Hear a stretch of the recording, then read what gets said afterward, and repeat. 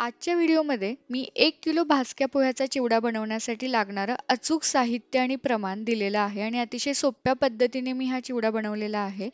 तर आपण भाजके पोहे कोणत्या प्रकारचे निवडलेत आणि ते कोणत्या प्रकारे स्वच्छ करून घ्यायचे किंवा ते साधारण जर तुम्हाला मऊ मिळाले तर आपण काय करू शकतो हे सगळं दाखवलेलं आहे. तर आपण रेसिपीला सुरुवात करूया.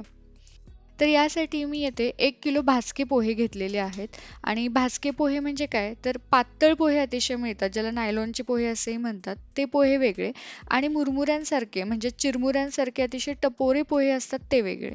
तर हे त्याच्या मध्यम साईजचे पोहे आहेत. तर असे भाजके पोहे मी 1 किलो घेतलेत. आता आपण हे स्वच्छ करण्यासाठी चाळण वापरायचे. शक्यतो आपण नेहमीची चाळण वापरतो जी स्टीम देण्यासाठी मोदक करण्यासाठी वापरतो ती. पोहे कमी वेळेत अतिशय स्वच्छ करायचे असतील तर तुम्ही या पद्धतीची बारीक जाळीची चाळण वापरा जी आपण पुरणाला वगैरे वापरतो. आणि या प्रकारे पोहे चाळून घेऊन आपण त्यातली पूर्ण पावडर वगैरे काढून टाकायची.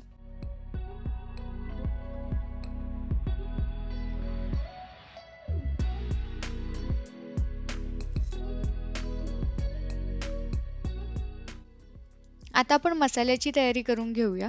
त्यासाठी मी मध्यम आकाराचा जो आपण नाश्त्याला चमचा वापरतो त्याच प्रकारचा चमचा वापरलाय आणि 2 चमचे धणे, 2 चमचे बडीशेप आणि 2 चमचे जिरे टाकलेले आहेत. जर तुम्हाला स्ट्रॉंग मसाल्यांचा फ्लेवर पाहिजे असेल तर तुम्ही अजून 1-1 चमचा वाढवू शकता. पण मला असं वाटतं 1 किलो चिवड्याचा बॅलन्स जर चवीमध्ये ठेवायचं असेल तर हे प्रमाण अतिशय योग्य आहे. छान तांबूस कलर येईपर्यंत आपण हे परतून घ्यायचं. परतून घ्यायला तेल वगैरे काही वापरायचं नाही. आता आपण हे एका बाउलमध्ये काढून घेऊया आणि पूर्ण थंड व्हायची वाट बघूया म्हणजे ह्याची पावडर छान होते. आता त्याच चमच्याने आपण 4 चमचे लाल तिखट घ्यायचं. काश्मीरी लाल तिखट वापरा आणि 2 चमचे घरगुती जो काही भाजीचा मसाला आहे तो टाकायचा. अर्धा चमचाच हळद टाकायची. जास्त हळद टाकायची नाही, नाहीतर आपला लालसर कलर थोडासा कमी येतो आणि तेवढीच हिंग टाकायची. त्याचबरोबर चवीपुरतं मीठ टाकून ही पावडर बारीक करून घेऊया. तुम्ही बघू शकता पावडर अतिशय मस्त अशी बारीक झालेली आहे.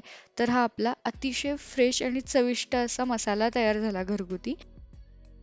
आता आपण 1 वाटी फुटाण्याची डाळ म्हणजे अर्धा पाव डाळ असेल ही, तर आपण आपल्या आवडीनुसार ही कमी जास्तही करू शकता. पण 1 किलो चिवड्यासाठी एक मध्यम आकाराची वाटी भरपूर डाळ होते कारण आपण बाकीचेही जिन्नस याच्यामध्ये टाकणार आहे. आणि छान तांबूस कलर येईपर्यंत आपण हे परतून घ्यायचं.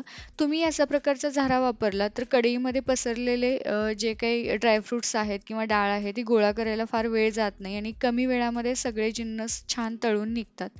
आता आपण तेवढेच त्याच वाटीने काजू घ्यायचे आणि तेही तांबूस कलर येईपर्यंत छान परतून घ्यायचे.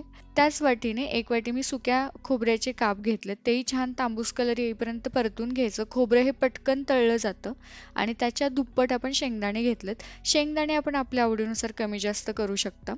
आता त्याचबरोबर 25 ते 30 लसणाच्या पाकळ्या मी अर्धवट चेचून घेतल्यात म्हणजे फार बारीक केलेल्या नाहीत. जर तुम्ही आलं लसूण पेस्ट वापरणार असला तर ती फोडणीत टाकायची, इथे तळून घ्यायचं नाही.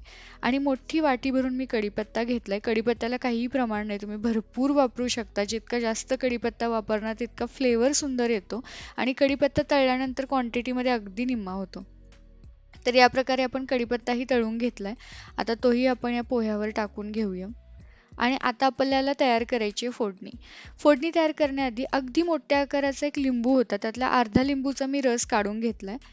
फोडणीमध्ये लिंबू अजिबात डायरेक्ट पिळू नका. एक जरी बी त्याचा पडला तर फोडणीची चव बदलते, थोडासा कडवटपणा येतो. लिंबूचा रस कधी टाकायचा हे फार महत्त्वाचं आहे, नाहीतर चिवडा पूर्णपणे तुमचा मऊ होऊ शकतो. जर तुम्हाला थोडी जरी शंका असेल की मला जमेल किंवा नाही तर तुम्ही सरळ आमचूर पावडरही वापरू शकता, पण मी योग्य वेळ ह्या व्हिडिओमध्ये सांगितलेली आहे.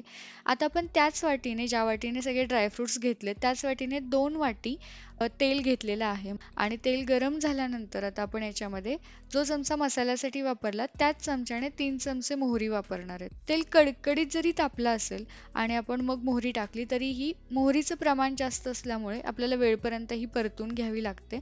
मोहरी एकदा छान तडतडली की गॅस बंद करा. 3 चमचे याच्यामध्ये पांढरे तीळ टाका. जिरे आपण मसाल्यात बारीक करून घेतले होते म्हणून मी इथे टाकलेले नाही आहेत.